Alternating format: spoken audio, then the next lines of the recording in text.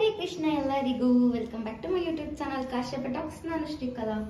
ಇವತ್ತು ಮೆಂತ್ಯ ಪಲಾವ್ ಮಾಡ್ತಾ ಇದ್ದೀನಿ ಗೈಸ್. ಅದಕ್ಕೆ ಬೇಕಾಗಿರೋ ಇಂಗ್ರೀಡಿಯೆಂಟ್ಸ್ ನೋಡಿ. ಮೆಂತ್ಯ ಸೊಪ್ಪು, ಇದನ್ನ ನೀಟಾಗಿ ವಾಶ್ ಮಾಡಿ ತೊಳೆದು ಹೆಚ್ಚಿಟ್ಕೊಂಡಿದ್ದೀನಿ.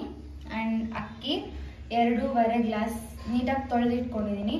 ಆ್ಯಂಡ್ ಈರುಳ್ಳಿ 2 ಸಣ್ಣ ಸಣ್ಣ ಈರುಳ್ಳಿ, ಮತ್ತು ಶುಂಠಿ, ಬೆಳ್ಳುಳ್ಳಿ, ಒಂದು ಸ್ವಲ್ಪ ಪುದೀನ, ಕೊತ್ತಂಬರಿ ಸೊಪ್ಪು, ಕಾಯಿ ಮತ್ತು ಚಿಲ್ಲಿ, ಮತ್ತು ಇದು ಲವಂಗ, ಏಲಕ್ಕಿ, ಮತ್ತು ಇದು ಚಕ್ಕೆ.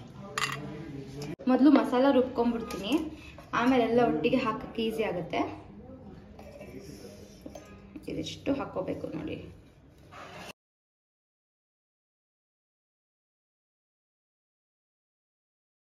ನೋಡಿ ಈ ಥರ ನೀಟಾಗಿ ರುಬ್ಕೊಂಡಿದ್ದೀನಿ.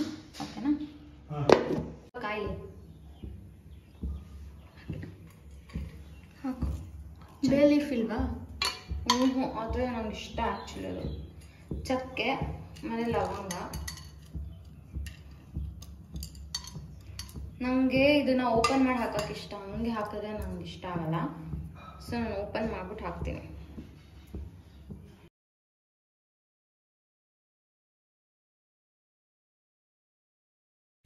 ಓಕೆ, ನೆಕ್ಸ್ಟ್ ಈರುಳ್ಳಿ ಹಾಕೋಬೇಕು.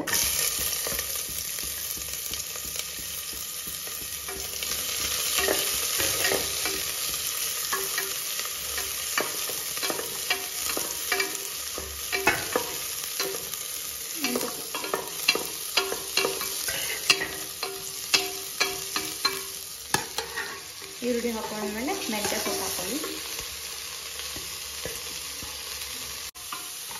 ಈ ಈರುಳ್ಳಿ ಮತ್ತು ಮೆಂತ್ಯ ಸೊಪ್ಪಿಗೆ ಒಂದು ಸ್ವಲ್ಪ ಅರಿಶಿನ ಹಾಕ್ಬೇಕು ಈಗ.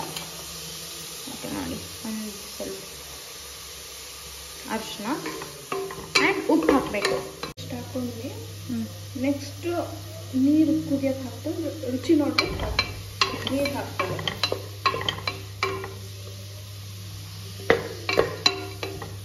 ಅವಾಗ ನಮಗೆ ಕರೆಕ್ಟಾದ ಇದು ಸಿಗುತ್ತೆ.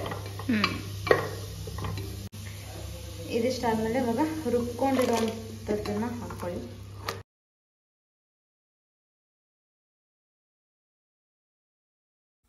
ರುಬ್ಕೊಂಡಿರೋದು ಹಾಕಿದ್ಮೇಲೆ ನೀರು ಹಾಕ್ಕೊಳ್ತಾ ಇದ್ದೀನಿ. ನಾನು 2.5 ಗ್ಲಾಸ್ ಅಕ್ಕಿ ತೊಗೊಳ್ತಾ ಇದ್ದೀನಿ. ಸೊ 5 ಲೋಟ ನೀರು ಹಾಕ್ತಾ ಇದ್ದೀನಿ.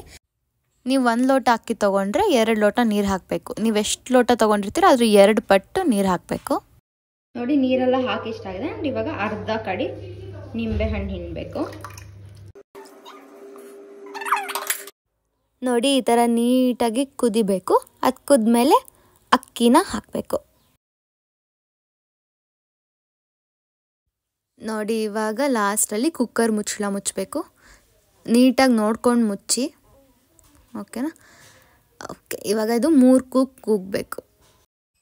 ಗೈಸ್ ನೋಡಿ, ಬಿಸಿ ಬಿಸಿ ಮೆಂತ್ಯ ಪಲಾವ್ ರೆಡಿ.